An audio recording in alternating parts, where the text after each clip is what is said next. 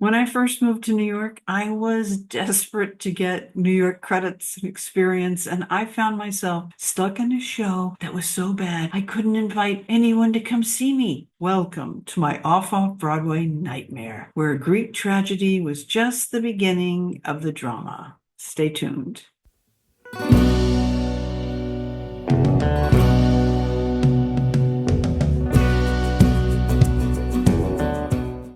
Back in the day, many aspiring actors got their start in off-Broadway theater. And as a new actor, I was told by every casting director and agent I met that my experience didn't count or matter, and I would not be taken seriously unless I had New York credits. And they would always conclude the interview with, "Let me know when you're in something." That was the refrain. "Let me know when you're in something." Subtext, next. Every Thursday, I'd scour backstage for any showcase that I might be right for, and I attended auditions in the hopes of being cast in something. Opportunities were few and far between, but I was determined. I remember going to an open call for Moon for the Misbegotten, and the monitor refused to let me audition. He said, "You're not the right type." I was like, "But I'm an actress. I can play that part." Yeah, nobody cares. I found an open call for the Greek tragedy Antigone by Sophocles. The production was being done at the Nameless Theater, that should have been a clue, in the West 20s. Easy for me to get to because I'm also on the West Side. I read for the part of Antigone, and the director asked me, along with a few of the other actors, to stick around. Then he brought us all into the theater as a group and gave each one of us his critique. When it was my turn, the ghoulish guy posing as the director flattered me. "You know who you remind me of?" "No. Who do I remind you of?" "You're a young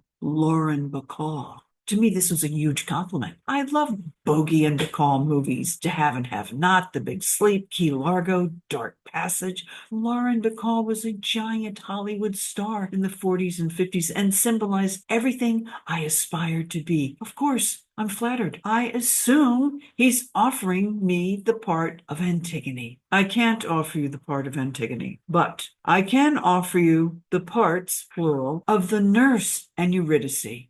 Okay. In Greek drama, the nurse is a traditional character. She is a maternal element and brings a comforting presence. Now, Eurydice is the queen of Thebes and Creon's wife. If I had my wits about me, I woulda, coulda, shoulda said, "Thank you so much. I'm in my 20s. I don't need to be playing two old women." But instead, I said, "Sure." In my defense, I figured it's a New York credit, it's experience, it shows I can do the classics, and I'll be able to invite agents to let them know I'm in something. I'm headed up the walk to attend my first rehearsal. Something about this ramshackle off-Broadway house in the West 20s creeps me out. I push that aside. Oh, God. I'm startled when a trap door to my right opens. Out climbs a tiny, disheveled guy. He looks like a gutter snipe from a Dickens novel. Does he live in the basement? I step inside. The lobby's empty. No one appears to be around. I'm early, so I sit on the wooden bench to wait.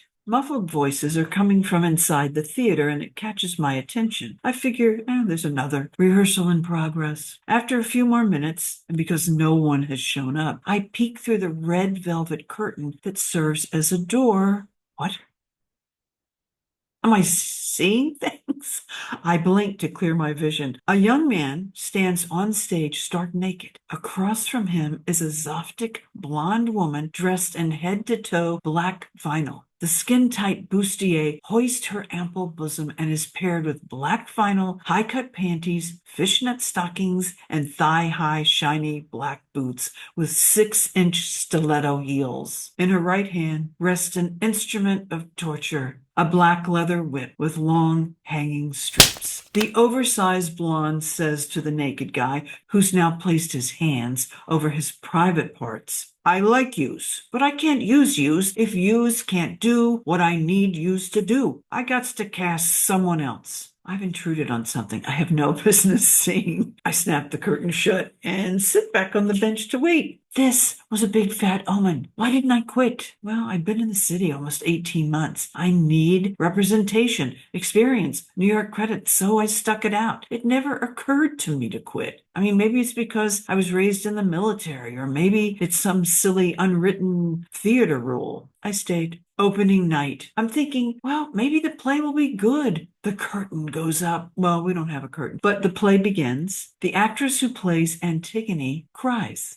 She cries from her first line until her last line. She sobs throughout her entire performance. Like acting is synonymous with crying. I can't believe what I'm seeing. And what's she doing? She never sobbed during rehearsals, or not like this. I'm embarrassed. I'm sure I sobbed too. Who am I kidding? But at least I don't blubber my way through the entire show. And then it hits me. I can't invite anyone to see this production, but I tell myself, Jill, this is New York City, baby. You have to pay your dues. This is experience, a New York credit. You'll meet people. Who am I kidding? Who am I going to meet? The dominatrix downstairs, or the random naked guy who plays her slave? Showcases are always a crapshoot, but this one is particularly crappy. Thank God it's only 16 performances. I can do it. Somehow, we have a packed house every night, but I can't invite anyone. They'll think I'm nuts.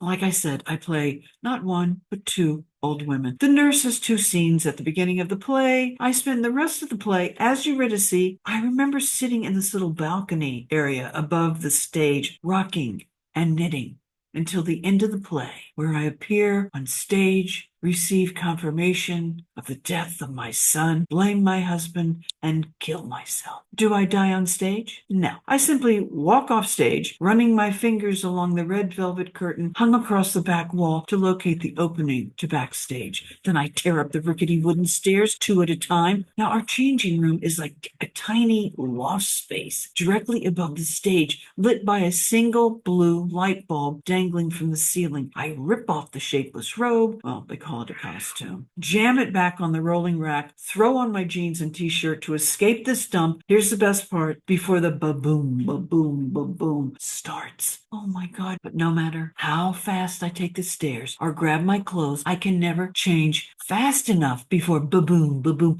That stupid corny music to a cheesy porno flick. Ba-boom, ba-boom. It's got that minimalistic drum sound with a sleazy rim shot. Ba-boom, ba-boom. I grab my bag, race down the stairs, out the side door. Once outside, I shake off my, all these cooties. I'm afraid I'm going to catch fleas. Now, the likelihood of that is a strong possibility. In front of the theater, a line of zombie-like men are waiting to enter. Others prowl around like the Walking Dead, desperate souls waiting for the apocalypse. Oh my God, what is going on here? I spot the sandwich board located in the front of the theater. The sign announcing Antigone has been replaced by a sign. Oh, you want to get up? Okay, hold on. But you can't go that way. No, you're in the wrong place. Hold on, geese. Hold on. There we go.